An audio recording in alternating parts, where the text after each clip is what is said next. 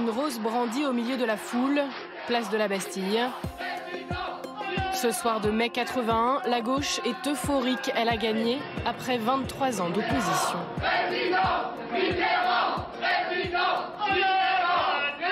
40 ans plus tard, au pied du même génie de la Bastille, hommage des socialistes à François Mitterrand.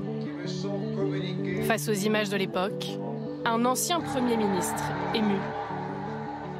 C'est des souvenirs extraordinaires. Il y avait un tel espoir et cette élection de François Mitterrand, c'était une étape historique, on va dire. Et on a besoin d'être là et de se rappeler que c'est pas venu par hasard non plus. Il y avait tout un combat d'année après année de patience, de détermination, dont l'acteur principal a été François Mitterrand.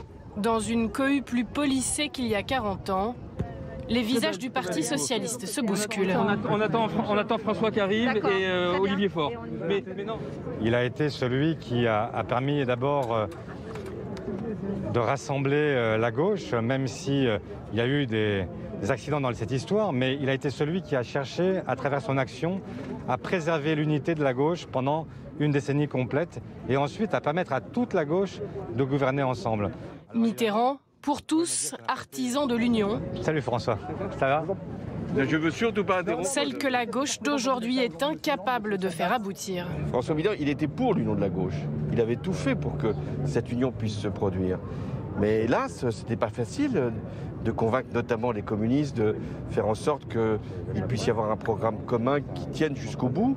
Mais malgré la division, malgré la multiplicité des candidatures, François Mitterrand a réussi à faire la différence pour ensuite, au second tour, rassembler la gauche. À travers l'héritage de Mitterrand, montrer que l'histoire de la gauche est longue et qu'il ne faut pas enterrer trop vite le Parti socialiste.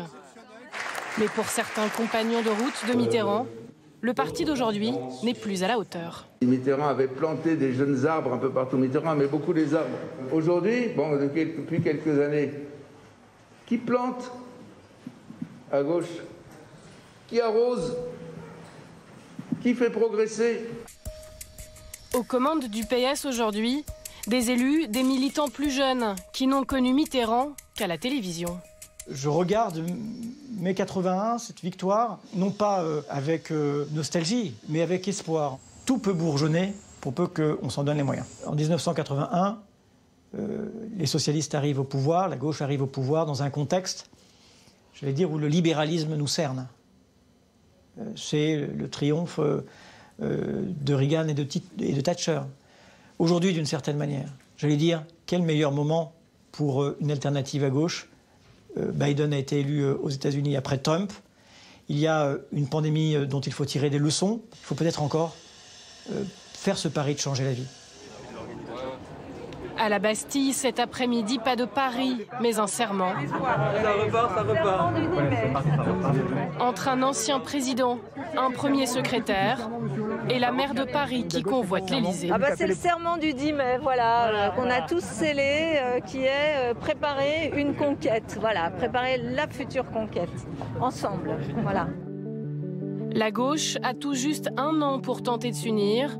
La tâche avait pris 10 ans à Mitterrand.